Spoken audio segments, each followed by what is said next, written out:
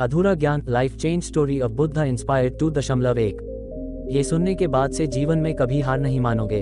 एक समय की बात है, गौतम बुद्ध के हजारों शिष्य उनके पास अध्ययन करने आते थे। गौतम बुद्ध से जब भी कोई चीज से ज्ञान प्राप्त कर लेता था तो उसे किसी दिशा में लोगों को जागरूक करने तथा शिक्षा देने के लिए भेज दिया करते थे। बुद्ध का एक शिष्य बुद्ध के आश्रम में लगभग 6 सालों से था। वह शिष्य महात्मा बुद्ध के पास आया और बुद्ध से कहा, मुझे यहाँ आए लगभग 6 साल हो गए, मेरे बाद कितने शिष्य यहाँ पर आए।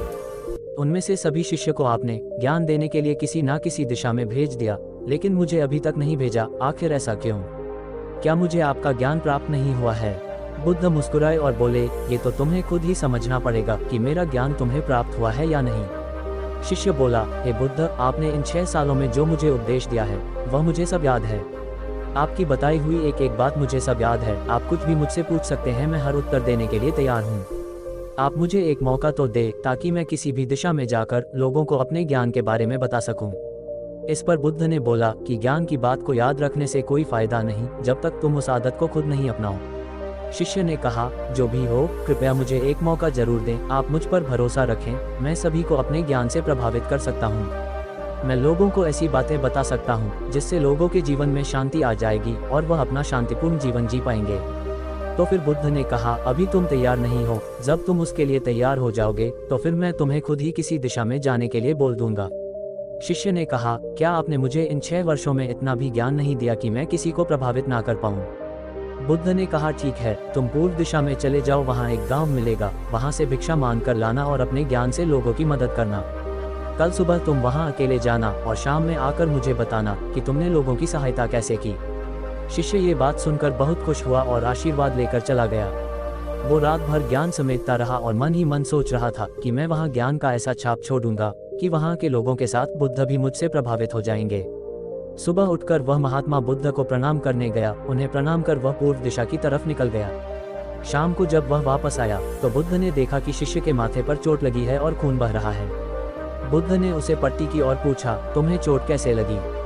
शिष्य ने कहा, वहाँ के लोग बेहद ही दुष्ट हैं, उन्हें जरा भी बुद्धि नहीं है। मैं उस गांव में भिक्षा लेने गया पर किसी ने मुझे भिक्षा नहीं दी, सब मुझे वहाँ गालियाँ दे रहे थे। एक व्यक्ति ने भिक्षा तो दी थी लेकिन नीचे फेंक कर और कहा, इसे उठा लो। मैंने उन्हें काफी समझाया लेकिन मेरी बात सुनने को तैयार ही नहीं थे। उन्होंने मेरे साथ हाथापाई की जिससे मुझे चोट लग गई। बुद्ध, आप मुझे दूसरी जगह भेजिए जहाँ के लोगों में ज्ञान हो, वो इस तरह ना हो। बुद्ध शिष्य की बात सुनकर मुस्कुराए और बोले, अगर दूसरे गांव में भी ऐसे ही गांव के लोग होंगे तब तुम क्या करोगे? शिष्य ने कहा, हे बुद्ध, मैं ऐसे लोगों को कोई ज्ञान नहीं दे सकता, वह लोग अज्ञानी हैं, उन्हें कौन समझाए? बुद्ध ने कहा, वह लोग अज्ञानी नहीं बल्कि ज्ञानी है, उनके पास बहुत ज्ञान है परंतु उनके पास खुद का ज्ञान है। अब अगर तुम किसी दूसरे के ज्ञान हो चोट पहुंचोगे तो वह कुछ तो कहेंगे ही।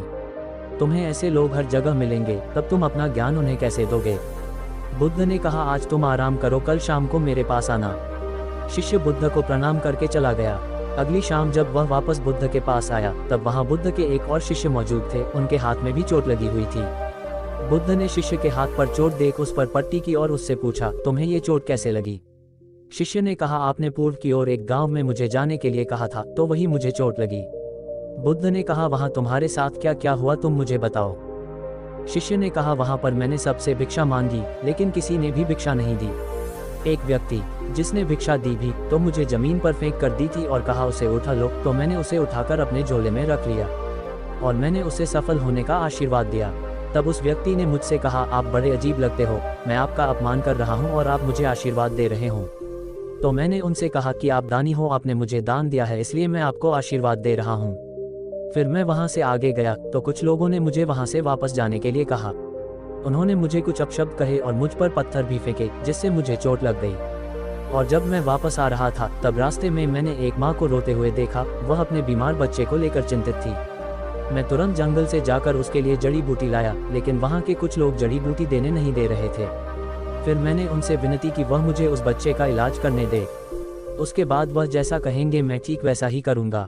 फिर जिस व्यक्ति ने मुझे भिक्षा दी थी उसने गांव वालों को समझाया, तब उन्होंने मुझे उस बच्चे को जड़ी बूटी लगाने दी। उसके कुछ देर बाद वह बच्चा ठीक हो गया। फिर गांव के जिन लोगों ने मुझसे अभद्र व्यवहार किए थे उन्होंने मुझसे माफ़ी मांगी और धन्यवाद कहा। फिर मैं वहाँ से वापस आ गया। हे बुद्ध, मेरी आपसे एक विनती है, उस गांव के लोग बहुत भोले भाले हैं, क्या मैं रोज उसी गांव में जाकर भिक्षा मांग सकता हूँ? ये सभी बातें पहला शिष्य खड़ा होकर बड़े ध्यान से सुन रहा था। उसने ये सुनते ही बुद्ध के चरणों में गिरकर कहा, हे बुद्ध, मैं समझ गया हूँ कि अभी मैं उस लायक नहीं हुआ हूँ कि मैं दूसरों को ज्ञान दे सकूँ। बुद्ध ने कहा, हमें बाहर वैसे ही लोग दिखाई देते हैं जैसे हम अंदर से होते हैं। जब तक स्वयं को नहीं बदल सकते तब तक किसी को नहीं बदल सकते हैं। खुद में बदलाव लाना ही जरूरी है। अपने आप में बदलाव लाकर ही इस दुनिया को आप जीत सकते हो। तो दोस्तों, ये life change story of Buddha inspired 2.1 आपको कैसी लगी? उम्मीद करता हूँ इस कहानी से प्राप्त ज्ञान से अब आपके जीवन में सकारात्मक बदलाव जरूर आएगा। हम अपने इस चैनल पर ऐसी ही तमाम ज्ञान से भरी Buddha story and inspirational story लाते रहते हैं। प्लीज़ लाइक, शेयर और सब्सक्राइब जरूर करें।